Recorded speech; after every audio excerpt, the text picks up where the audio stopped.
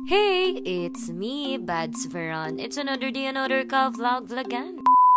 For today's ganap nga mga kabads, it's the second Grand Alumni Homecoming ng May Peace Integrated School kung saan ako nagtuturo ngayon. Isa nga ako sa mga naatasang mag-picture, mag-video at mag-edit ng mga video. Ang unang event nga ng 50 arangkada king eskwela ay walkathon. Bawat isa nga ay may kanya-kanyang pakulo. Bawat batch talaga ay may pinaghandaan. Tamang-tama nga sa umaga pa lang ay na-exercise na ang bawat isa. Diyos me, hindi ko nga alam na nagre-record pa pala yung cellphone ko habang tumatakbo ako. At ngayon nga naman ay pabalik na sa school para maumpisahan na ang program. Nakakatuwa ngang pagmasdan ng bawat isa dahil sa 10 taon nang nakalipas ay nagkita-kita rin sila. May narinig pa nga akong pinag-uusapan nila yung mga ginagawa nila nung elementary sila. Di nga raw nila makalimutan nung kinurot ang singit nila.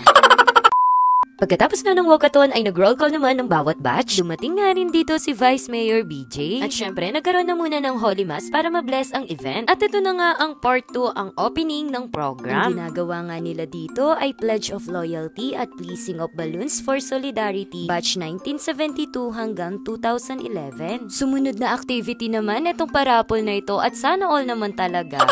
Umagang-umaga pa nga lang ay todo bigay na ang bawat isa para magbigay ng kasiyahan.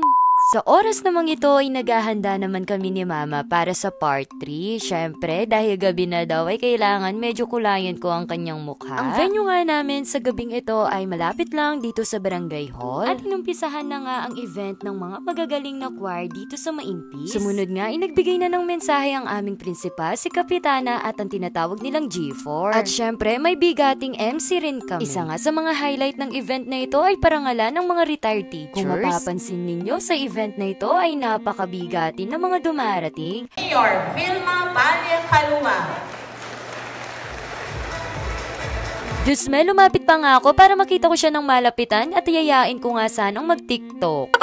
Nanumpa na nga rin ang mga bagong alumni officers. Dito nga ako nakapwesto sa may operator ng LED wall. Konti na nga lang ay gusto ko na nga rin kunin ang trabaho ni Kuya. Sa araw ngang ito ay naging instant photographer din nga ako. At syempre, ito na nga pinakahihintay na faculty na May Peace Integrated School. Diyos me, hindi mabubuo itong second Grand Alumni Homecoming na May Peace Integrated School kung hindi sasayaw ang mga teachers. Char lang po. Ilang araw nga lang namin ito pre-practice, buti na lang magaling yung principal namin magturo at yung mga teachers. Sabi nga kapag teacher ka, kailangan alam mo at kaya mong gawin ang lahat. At ito na nga, excited pa nga yung president namin na sumayaw. Nakakatuwa nga ng puso kapag nakikita mo ang mga tao na nagkakaisa at nagtutulungan, especially nagsusuportahan lalo na sa mga special events. Sa totoo lang, hindi nga ako sigurado kung itutuloy ko ang vlog na ito dahil nga wala akong video. Buti na nga lang, kila kuyang operator, binidyohan nila ako.